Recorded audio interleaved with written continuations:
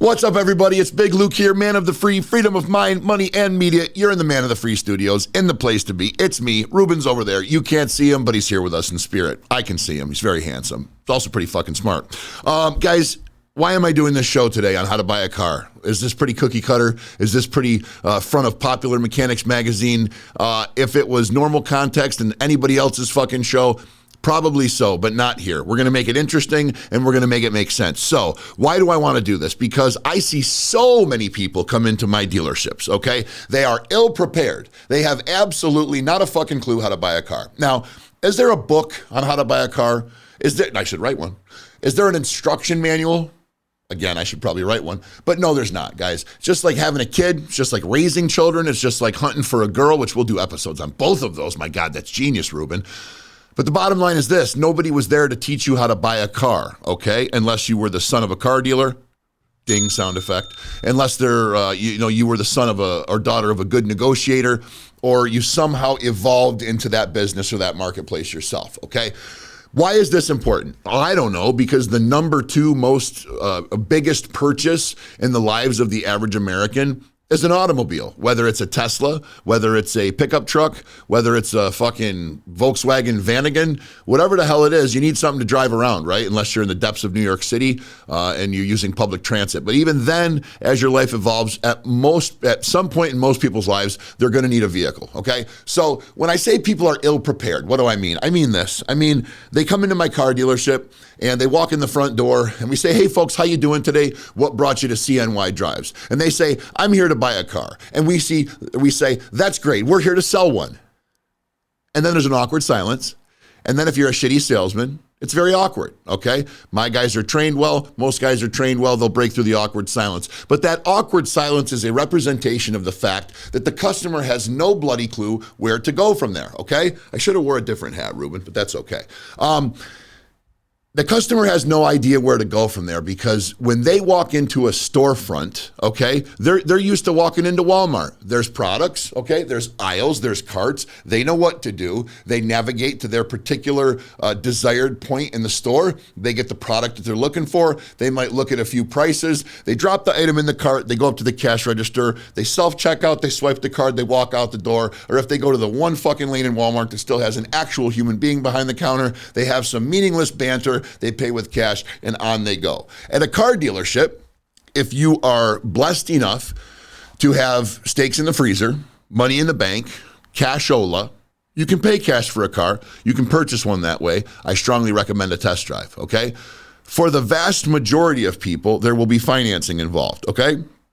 But even if you're making a cash purchase, even if you're the person that saved up 30 grand and went out shopping for the $25,000 car plus taxes plus a warranty and paid for the whole thing up front, you probably still made a few mistakes, okay? Now, I liken the process of buying a house to buying a car because it makes sense, okay? There's two very different items being purchased there. They have two very, very different uses, okay? But let's dissect it, okay? When you're buying a house, can you just call up a realtor and say, hello, middle-aged woman with the white pearl necklace and the collared red dress with the white blouse underneath, whose picture, just like a high school portrait, is on your business card? Would you mind walking me through this home and eventually letting me cut the red ribbon in front of it and just fucking own it? It doesn't work that way. Here's what happens if you really call a real estate agent. They say, hello, dear. Yes, it's a very nice house. It's got a garden. There's an in-ground pool, brand new furnace. The roof is lovely. And right now and it doesn't get quite that far. Somewhere in there, they say, are you pre-approved? Very simple. Why do they ask you if you're pre-approved? Because they don't want to waste their fucking time with you if you can't buy a house, okay? Now, if you just took offense to that, if I just triggered you, I'm not sorry. This is real life, okay? This is real life shit. And if you pay attention to this whole goddamn episode, at the end of it, it's going to serve you well and you're going to thank me. So swallow your pride right now, relax a little bit, and listen to what Big Luke has to say, okay? So the realtor wants to know if you're pre-approved. Here's why. Because when you get done viewing the house, first of all, it takes time. She has to spend time with you looking at the house, okay? She has to spend resources. She's got to drive there. You're not coming to her storefront. She's got to meet you there. She's got to show you around, yada fucking yah, get her dress dry clean, whatever the case may be. She wants to know if she does a good job and she pairs you with a good house and she does her job well, if she's going to get a paycheck from it. And there's no harm in that, okay? For those of you that want to go out and you want to go shopping and you want to stroke a bunch of salespeople, kick a few tires, and come home and laugh about it, you should probably go fuck yourself, okay? Why do I say that? Because nobody comes into your gas station that you work at and just pulls the gas pumps off the thing and puts them back up and looks at the Twick bars and set them down and pulls into the parking spaces and back out and then says, all right, man, thanks for your time. Have a nice day. You don't get treated like that at your place of employment, so you shouldn't seek to do that at the places of employment that have car salesmen, okay? Car dealerships. Now, the reason they want you to be pre-approved is very simple. They want to know if you have the buying power to buy the product, okay? So the next step in the process is they show you the house, right? Okay, they show you the house, you look at it. This is the same thing as the test drive, okay? So we'll kind of run these things parallel as we go down through. So when you get to the car dealership, okay, that's the first mistake. A few steps back, you should have checked with your local credit union. You should have pulled your Experian or your TransUnion or your Equifax credit report and found out, what is my credit score? Do I have a repo from a year ago? What is my most recent piece of credit? Do I have high credit card balances? Do I even appeal to a bank as somebody that they would want to let borrow money, okay? Guys, I can't tell you how many people come into my car dealership and they're like, hey, I see you advertise for bad credit. And I'm like, yeah, absolutely. They say, yeah, my credit's not so good. We'd say, all right, let's sit down. Let's have a look. Clickety click. They're a 703 credit score. They're a little heavy on some credit card debt, but they pay everybody. And 4 years ago, they had a paid car loan. Ding, ding, Mr. Jones, you're going to get 5%. You're going to qualify for 72 months, which is a reasonable payment. You can spend up to 40 grand if you want to, because you make 50, 60 grand a year. That person is ecstatic. Had they not come to my dealership, and this is not a shameless plug for CNY Drives, log on, apply today, and drive today at cnydrives.com. I would never do that. They're treated well and they're given information. They're informed that they're not quite as bad as they thought they were. And we facilitate a loan for them. We facilitate a vehicle purchase. They're happy. We have a good customer because of it.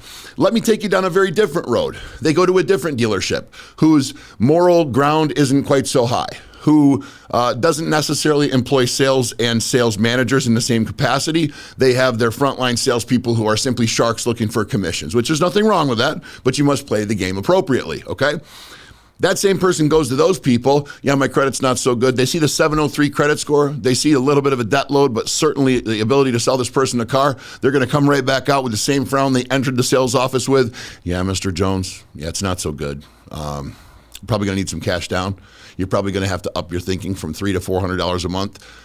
And I know you said you needed an SUV with a third row seat, but we really need to be looking at Nissan Altimas. That's just what it is. I'm sorry. And then that person, because they're not educated, because they don't know any better, because they're trusting, they get raked over the coals, they get a high monthly payment, they get buried in an automobile, and they don't get the car they want, okay? Don't let that be you. Educate yourself. Establish your buying power, okay? Go to a credit union, which I strongly suggest you become a member of a credit union local to you. Don't go to fucking Bank of America. Don't go to Wells Fargo. Don't go to one of these major institutions that actually charges you money to put money into their bank, okay? Get with a credit union, a relationship-based lender, somebody local who has some stake in the local scene, okay? They're going to serve you much better. But establish buying power. Figure out if you even qualify to buy a goddamn car. Do I need more money down? Do I need to be looking at less car? Do I even qualify? Do I need a cosigner? Figure that shit out before you step across the threshold of a car dealership. It's going to save you time. It's going to save you money. It's going to save you embarrassment. And it's going to ultimately help you make a much better buying decision, okay? So you go in to buy a house, you got to be pre-approved. You go in to buy a car, it should be no different. You shouldn't treat it any other way, okay? You go in to buy the house. You take a thorough tour of the house. You look at every nook and cranny. You open the cabinets. You smell the fucking carpets. You go upstairs. You go downstairs. You look at the roof. You look at the backyard. You stand at the other end of the yard from your wife to see how far you're going to throw the football to your new little Jimmy that's going to grow, and your wife's pregnant, and whatever the fuck. I'm painting the picture. You get it. The American dream.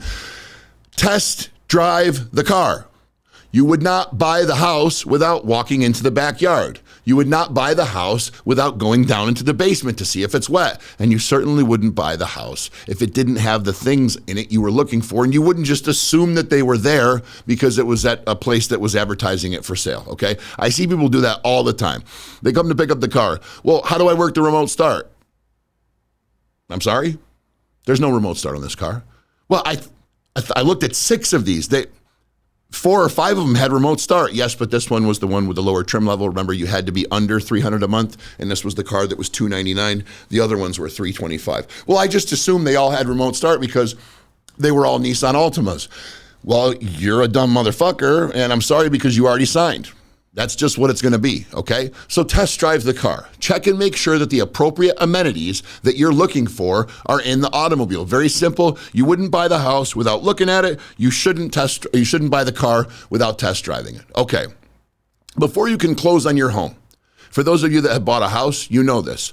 For those of you who have never bought a house, you need a fucking home inspection, okay? And I don't apologize for all the profanity. You need to pay the fuck attention. And if I keep using the fucking F word, you're going to pay attention, although it's getting a little cloudy. I should probably, no, keep going. All right. You need a home inspector. They're not going to let you buy the house without a home inspector because it needs to be signed off on. It's part of closing. You need to have a home inspection done. More importantly, for the bank to lend you the money. Now let that permeate, resonate, any kind of other fucking hate. Let it sink in. You need a home inspection because the bank doesn't want your goofy ass walking into that house going, yep, yeah, this one's good. Yeah, this will do it. Yeah, we're going to get this one because you have no clue. You don't know if the roof trusses are solid. You don't know if the roof itself is going to leak. You don't know if the furnace even complies with health code. You don't know if the driveway is zoned properly. You don't know if the foundation is poured or stacked brick. You don't know any of these things, and you certainly don't know if there's conduit behind the sheetrock for the power wires to run through, or if it's even necessary. Don't step into a foreign land and start negotiating land purchases, okay?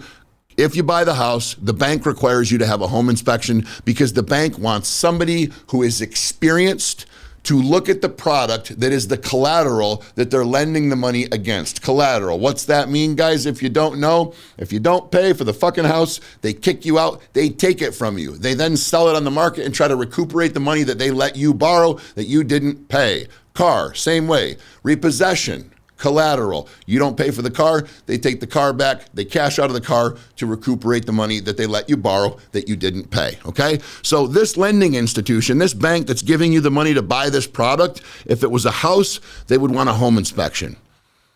Gee, do we think it might be a good idea to have somebody look over the automobile that's qualified to know if that's a piece of shit, it's a lemon, or it's a nice solid wagon that you're about to spend your hard-earned paycheck on?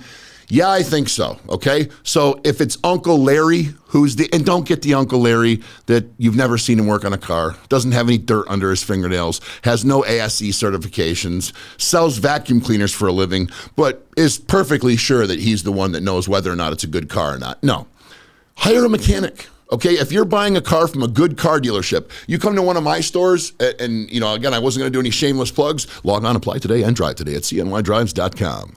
Wasn't going to do that. Not going to do that. Just not going to do it. But I welcome people to bring Uncle Bill. I welcome a young lady to bring dad or a young man to bring mom. Bring somebody to the dealership that will lend credence to the fact that the car that we told you is a good car is in fact a good car. Anybody that wants to sell you a product that doesn't want you, if you're naive or if you come across as naive, or even if you're not, if you're just looking for the vote of confidence from somebody who is more, better versed in this product than you, anybody who takes issue with that is not somebody that you want to buy from. I repeat, anybody that does not want to allow you to bring somebody else into the equation to double check the product, make sure that it's a good product before you choose to spend your hard-earned paycheck on it.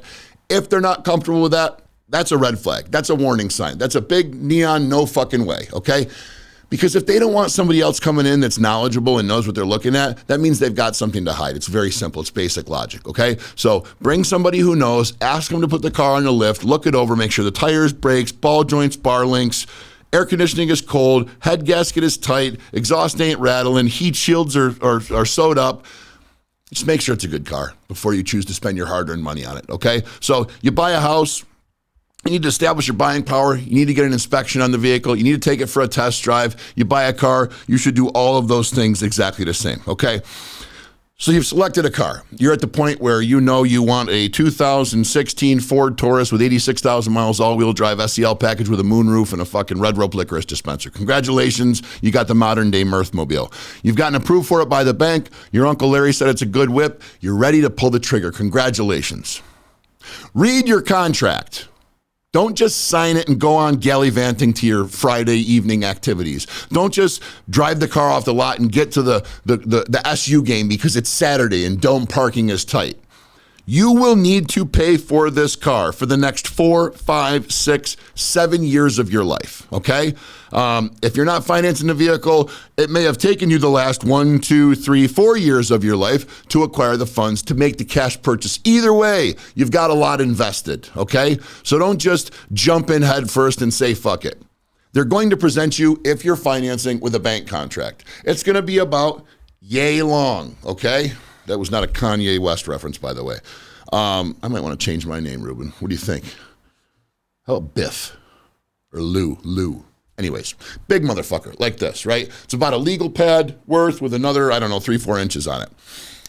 This contract is binding, guys. It's black and white. You're putting ink on it. You must adhere to what this contract says you must do. You got to pay the interest. You got to take it out for the term. You gotta, unless you live in a state with no prepayment penalty. So regardless, it's important, guys. If you're signing a contract, it may have a caveat in it that you're not aware of. For instance, you buy a car, it's gonna depreciate immediately. The moment you drive it off the lot, it's worth less money. It's had another owner. It's just basic fucking knowledge. You're gonna put miles on it, you're gonna use it. You might drive off the lot and put no money down. Your car might cost you $20,000. 6 months later, somebody might wad that motherfucker up on the way to the SU game, okay? They were drunk, you're okay. Thank goodness everybody's all right, but the car is fucking smoked. It's totaled. Insurance company comes in and says, well, gas prices are back down, the market's back up, everything is good, cars are worth less because they're producing them at full scale again. I know this was 20 grand when you bought it. They're going for around 16 now, and you've driven yours, it's had another owner. It's worth about $12,000. And you're like, okay, great, give me the check. Then you call the bank and say, oh, I think I'm supposed to give this check to you to pay it off, right? Yes, you are. Matter of fact, you don't even get the check most times. It goes directly to the bank. Here's the problem. You still owe the bank $18,200 because there was interest on it. There was taxes. There was fees. You bought the warranty, which is a good idea, but you owe more on the car than it's worth. That's called negative equity, okay? And if you don't have the stakes in the freezer, the money in the bank, the savings in your savings account, to pay the difference between what the car is worth, according to the insurance company, and what you owe on it, you're proper fucked because you're not getting another car until that car's paid off, unless you have a tremendous amount of cash and your credit is stellar, in which cases, most cases, you wouldn't have bought a car by financing it anyway. So I digress. Guys, look at the contract. Read every word of it. It's okay. If you're, again, little side note here, if you're doing business with somebody who is not okay with you taking the time to read your entire agreement, hand it back to them. Say, all right, Jack, it's got words on it. I wanted to read them. If that's a problem, I don't have to do business here. And they're going to say, no, it's fine. Go ahead. Because they're going to realize what a jackass they're being. If they force the issue and say, man, just sign it. I got to get out of here. You might want to consider telling them to take a piss and walking out of there and getting your deposit back because nobody should want to do business that way. It's plain and simple, right? When you go to buy a house, they require you to have a lawyer. You must have legal assistance. You must have somebody there qualified with ESQ after their name. Esquire. What's that mean? I don't know. Do you? Every fucking lawyer's got that, man. What does that mean? I don't know. Let us know in the comments below. You got to have legal advice if you're going to close in the house. Your lawyer's got to look through it. They got to be with you at closing. That's just the only way it's going to happen, okay? Buying a car, I don't want to say should be no different because I don't think you need to walk in there with a guy in a fucking suit and a tie and got a laptop with him and sitting down like he's getting ready to prepare for a 12-man trial, a jury in a trial. But you should have somebody there with you that knows what they're looking at, or you should educate yourself to the point where you know exactly what you're looking at and read every word of the contract, okay? So now, this last one's a little quirky because it's a great idea, but I don't think it carries over directly proportional, but the idea is the same. When you buy a house, you cannot take possession of the home, meaning you can't close and walk away with the keys until 72 hours 3 days after you've signed the closing disclosures. If you've never bought a house or a piece of property before, the closing disclosures are this sort of summary of all the pertinent pieces of the purchase. The interest rate, how much that interest rate is going to cost you over the term of the loan, what the monthly payment is, how much of the monthly payment is interest, how much of it is principal or paying off the actual product, and how frequently those payments come, the interest rate that you're paying, how much interest rate or how much interest you'll pay over the term of the loan, what type of insurances are included, what the price breakdown is, how much is price of house, car, how much is tax, how much is service fees, etc., etc., etc. Guys, you cannot take possession of that house until 3 days after you've signed that summary. Not execute the closing documents, not the contracts, okay? You need to sign a summary that says, I got a pretty good fucking idea of what I'm doing here, and I am pretty sure I know what the fuck's going down. Then you got to wait 3 days. Why do you have to do that? Raise your hand in the back. That's great, because they want to make sure that you have a cooling off period. They want to make sure that you have a little bit of time to say, did I get talked into this? Is this the wrong thing for me? Is this what I should be doing? Can anybody think of why that's important? Yes, you in the red hat. No, that's not correct. What's correct is when you buy a house, there's so much at stake. They want you to pay that payment so bad. They want to get their money back. They don't want any fucking chance that you're not going to pay that loan. It's not even in their mind, okay? One way that they can guarantee that that's done, obviously there's no guarantees in life, but if you make somebody wait 3 days before they take possession of the item, the chances of the ether wearing off, if it was just an impulse purchase, are pretty good.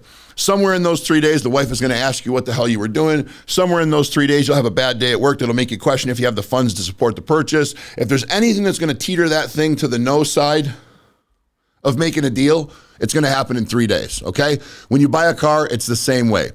When you agree to purchase that automobile and you leave a deposit, you absolutely should take delivery of the automobile. That's why I say this is a little bit different. I'm a car dealer. You come into my spot, you test drive 3 or 4 cars, you make a deal with one of my salespeople, you say, there's my Amex, whack it for the $500 deposit, get the tires, the brakes on it, clean it, and put my floor mats in there. I'll be back to pick it up on Friday. If we do all that and you don't come back and pick it up on Friday, we're keeping your deposit. And you can go take a piss, okay? You don't have to come in and sign for the car and take delivery of it because we can't force you to, but we're keeping your money because we put brakes and tires on it, because we did clean it, because we used our time, money, and resources to get the car ready for you because you said you wanted it. So we're well within our rights to keep that deposit. It's the second line on my buyer's order, and we highlight it, okay? Most dealerships are the exact same way. So do I think that you should sign the fucking purchase agreement and then wait 3 days to come back and pick it up? No, pick it up whenever they tell you it's ready.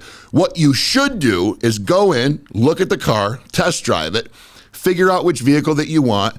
Then once you have landed on that vehicle and decided the numbers work for you and everything's good, go to lunch. Let's go to lunch, okay? Doesn't have to be 3 days. And, I'm in the car business. Do I want to see the customer drive away and go home and sleep on it? No, I don't. Because it's not the type of purchase that warrants that type of thinking, okay? People go look at a house, they can't research the house, right? It's not like there's 6 red Mercury Sable houses and they can just pick from the one that seems like it's in the best condition. Every single house is completely different, okay? Some of them have poured concrete basements. Some of them don't have a basement. Some of them have 3 stories. Some of them have no stories. Some of them were the grounds of where a horror story took place. The body's dead. There's a million different little nuances that a house can have. There's a million different reasons that you could want to maybe buy or not buy a house. Cars are pretty cookie cutter, man. Every single one comes across the same assembly line, the same way, and you're just going to see if it's rusty, if it's beat up, if it smells like cat piss, whatever the case may be. So I don't think you need to spend 3 days deciding if that particular, Mercury Mariner is for you or that particular Toyota Camry is the one. No, you knew it was a fucking Camry. You could go online and see all the options. You could go to 6 different places closer to your home and look at one just like it. What you had to do that day was you had to go and make sure that particular one drove okay, that you liked the place you were buying from, and that was the one for you.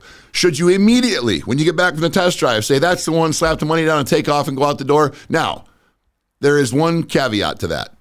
If you're a well-researched buyer, if you've bought many cars before, and there is another person at the dealership looking at that exact same car, and you've researched it to the point where all you had to do was drive it and make sure that you liked the way the seat felt and the car fit your body because you have back problems, That's an extenuating circumstance where it may be okay to make the purchase in that moment. This segment of Man of the Free is more appealing to the younger buyer, okay? It's more appealing to the buyer that really doesn't have a lot of experience and is somewhat naive to the purchase process, okay? I'm talking to you, 16, 18-year-old girl who's headed off to college and needs reliable transportation.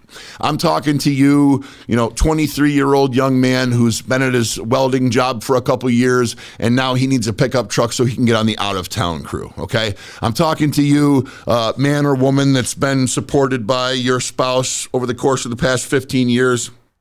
Your marriage just came to a rocky end. You got some divorce money. Now you need to buy your own vehicle because you relied on your spouse for that, okay? There's a million different examples I could set. I'm trying to hit all demographics. But the point is, if you're not super experienced, you should at least go to lunch. You should at least leave the premises, okay? Get the ether off you. Get away from the salesman. Get away from that shiny fucking convertible that you want to drive home in, okay? Space yourself out. Take a breather. Wash it off your shoulders. Wipe it away from you. Go have some fucking McDonald's. Go have, a drink if that's what you do, as long as you've got a driver. Do something that'll get your mind off for a minute and allow you to just relax. Get the dealership out of your head. After a moment, after 20 minutes, half hour, an hour, then revisit what's just happened. Replay the scenario in your head. Then go back. Drive the automobile again. Yes, that's correct. Take another test drive. Make sure that you still feel the same way about the car. Make sure that it still fits the same way. Make sure the stereo sounds good. Fade it to the front and back and balance it to the left or the right with the speakers. Rock the steering wheel back and forth when you drive it. Try the wipers. Try the moonroof. Try the power trunk release. Use the remote start. Make sure that everything works because there's many, many things on a used car that are not the responsibility of the dealer that you may presume are in good working order. Go back, drive the vehicle, look at it for a second time, and then if and only if then you feel like that's the one for you, pull the fucking trigger. Let's go. Get your car. Have fun. Enjoy it. You fucking earned it. Okay. Finally, the last piece of this. You are not allowed to close on a house unless you have the proper insurance in place. Okay? Homeowners Insurance. It's required. That motherfucker burns to the ground. They still want to get paid. Okay? There are two, count them, two very important, good thing we don't have Biden here. Two words, made in America.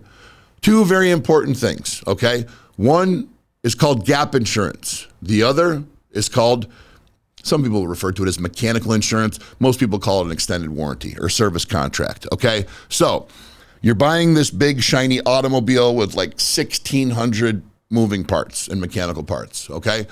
The chances of you going the entire term of your loan or the entire period that you plan on owning that automobile without one mechanical failure is, I don't fucking know, probably should have looked the statistics up beforehand. But as you can imagine, it's very good that you're going to break. It's not very good that you're going to drive the whole time without having to deal with anything, okay? Now, a warranty isn't going to cover you for brakes or tires or wiper blades. That's maintenance, okay? That's like buying a house and wanting somebody else to pay for the drapes, all right? Homeowners Insurance will pay for a chimney that falls over. They'll pay for a hailstorm that tears up your roof. They'll pay for the house if it burns down because the furnace shit the bed. Mechanical insurance or a service contract will pay for the alternator if it breaks. It will pay for the transfer case if it breaks. It'll pay for the engine, the transmission, the drivetrain, the power steering, the air conditioning. Before I get too involved, this is most insurances. Some insurances are powertrain only warranties, powertrain plus warranties. Read the warranty. It's always usually going to cover the engine and transmission, the things that keep the vehicle going down the road, okay? And then from there, there's certain levels and there's higher tier warranties that you can purchase. Of course, the more you spend, the more you get. But there is no reason, okay? And some will say this is a used car dealer pitching this because he's a used car dealer and warranties are a profit tool. Do I make money when I sell you a warranty? Abso-fucking-lutely I do. I also make money when I sell you a car. So trying to sell you a car, is that some underhanded ploy to make money? No, it's a product that's necessary and it has a profit margin in it. Otherwise, no one would want to fucking sell it for a living, okay? Warranties are the same way. They're a product. I believe they're necessary. And anybody who's bought a warranty and used it is going to tell you the same exact goddamn thing. The only person who's going to tell you that a warranty is a bad idea, there's two different people that will tell you that. One, somebody who's never bought a warranty. Interesting. Same people that tell you steroids are a bad idea and have never pinned a fucking needle of test in their ass, okay? There's also people that have bought a warranty, and these are very few and far between. Bought a warranty, paid a high dollar amount for it, and never made a claim. Owned a vehicle for 3, 4, 5 years, never experienced a mechanical breakdown. But these were also most likely the shopper that didn't realize that if you only drive 6,000 miles a year, you shouldn't buy a 6-year, 86,000 mile fucking extended warranty because you're not going to use it, okay? I digress. Warranty coverage, insurance coverage on your vehicle is pivotal. You'll be paying $375 a month for the vehicle. If something breaks, you'll be paying $1,175 that month for the repair. Or you could have paid $399, $419, $439, 30, 20, 40, 50 bucks more a month for the warranty, and known that if the motherfucker breaks down, you drive it into the shop, you get it fixed, you drive it back out, and you continue to pay for the vehicle. Banks love warranties on cars the same way that home lending banks, mortgage banks love insurance, because they know if the shit hits the fan, they're still getting paid, okay? And a lot of times you can negotiate a better deal with a bank if you agree to include warranty coverage, okay? The other insurance is gap insurance, okay? You drive the vehicle down the road, you total the car, the insurance company is going to pay for the value of the vehicle, okay? They're not going to pay you what you paid for it. They're not going to pay you anything other than what the tangible, real replacement cost of that automobile is in that exact moment. Doesn't matter if you paid 20 grand for it and the market took a shit and it's only worth 12, okay? I touched on this earlier in the broadcast and I'm finishing it up now, putting a little bow on it. Gap insurance is very important because if you total that automobile and it doesn't get paid off, you're gonna have a hell of a time trying to buy something else, okay? So gap insurance, extended warranty, two absolutely pivotal, important things that you must have when you purchase a vehicle, in my opinion, okay? Now, we've likened the process of purchasing a house to purchasing a car. I've taken great lengths to explain to you why both of those are very important, why both of those have so much in common. Excuse me, and of course they're both very important, all right? But what does it boil down to? When you're purchasing a used car, you must educate yourself, okay? Don't just go to the dealership and shop for a car the same way you go to a mall and shop for a pair of shoes. They're very, very different, okay? Something on a little bit lighter note, okay? You gotta enjoy your car, okay? You can do every bit of research. J.D. Power and Associates can tell you this is the best car in the world. The bank can tell you it's a good buy. Uncle Larry, the mechanic, can tell you it's mechanically sound. But if you're not happy with it, if you're not comfortable in it, if you don't think you're going to want to slide the kitchen curtains to the side and look at that shiny new Toyota Camry in the driveway because you've always wanted a Mini Cooper, or you don't want to look at the Chevy Traverse that was practical in the driveway because you always wanted a Volvo XC90, this is one of those things, guys, that you should spend the money on, that you should splurge a little bit. Do I think you should go over budget? No. No, absolutely not. Do I think that if you want something a little more, you should save a little bit longer and put down the money to make it in your budget? Yes, I do, okay? I see too many people driving around in a car they don't like, okay? And this life is too fucking short to be doing anything that you don't like to do, all right? So from Uncle Big Luke to you, when you're shopping for a used car, do whatever is necessary to make sure that you can enjoy the process, because you can go out and buy a vehicle that you want to own. Now, does this mean that you need to go tell your dad, if he's paying for it, that you must have a Ferrari? No. Be practical, okay? And Ferraris aren't that good in the winter. But I'm trying to explain to you that as a guy that's been doing this for 20 some odd years, the amount of people that I see in a vehicle that they don't like just astounds me. You walk up to somebody and say, hey, you really hate that shirt, don't you? And they're like, no, why would I wear a shirt I hate? That's a great fucking question, buddy. You just hate that hat that's on your head, don't you? I mean, this one, actually, it's my favorite, as a matter of fact. But they're never going to say yes, okay? You walk into their house and you're like, man, this was the last one on the list, wasn't it? This is the house that you didn't want to buy. And they look at you like you're some type of asshole, okay? A car should be no different, guys. You should not be driving around in an automobile that you're not proud to be seen in, that you don't enjoy, that you don't have pride in when you show up to your fucking family reunion, or till you go to the club to have a date with your old lady. All right, you should enjoy it and be proud of what you're driving, and you should do what's necessary, whether it's save a little bit more or spend a little bit more. Okay, now For those of you out there in social media land who are saying, well, Big Luke, it must be nice. You see, I got shit credit. Hey, Luke, it must be nice to be able to say buy what you want to buy because I don't have rich parents, et cetera, et cetera. I could give 20 different examples. Stop feeling sorry for yourself, okay? It's got nothing to do with me. Don't be mad at me. Don't misdirect your anger and be triggered and pissed off at everybody but yourself. There's only one person that can control the car in your driveway. And if you don't have a driveway, there's only one person that can control whether you do or not, okay? This makes me think of a young man who's about to be on this podcast here pretty soon. Shout out Antonio Diaz, IFBB Pro. This guy, I'll let you tell his story when he comes in, but this man drives a luxury automobile. He's a pro bodybuilder. He lives in Arizona. It's beautiful where he lives. He's got a loving wife, healthy children, living a fairy tale fucking life.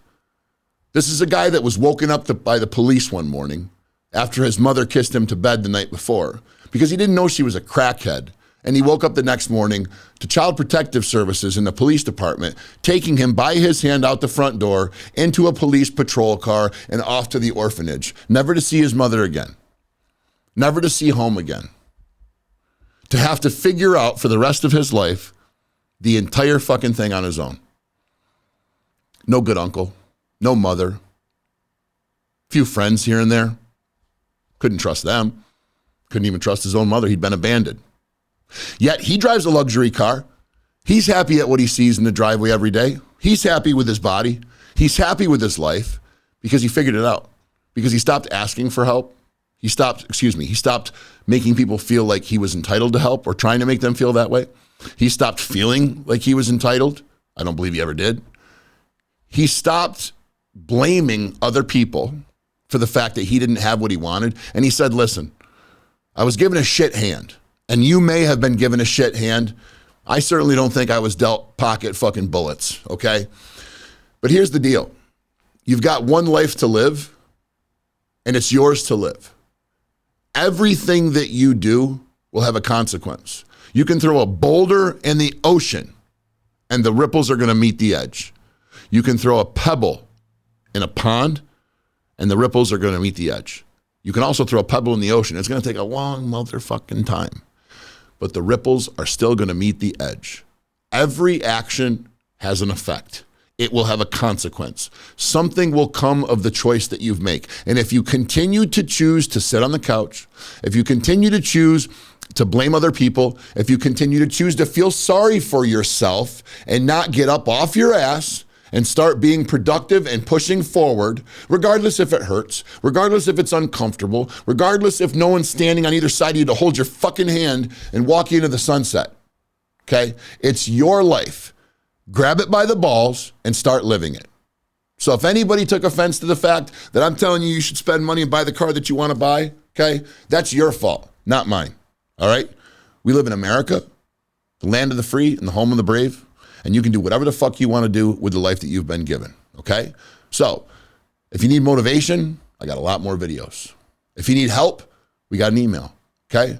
But I promise you that there's a purpose for you and that you can have exactly what you want if you choose to get up off your ass and go out and grab it, okay? But you must stay hungry. You must stay focused. You must stay educated. More importantly, you must stay free. I appreciate you. Thanks for tuning in. Hope you got some value as always. See you next time. It's Big Luke signing off.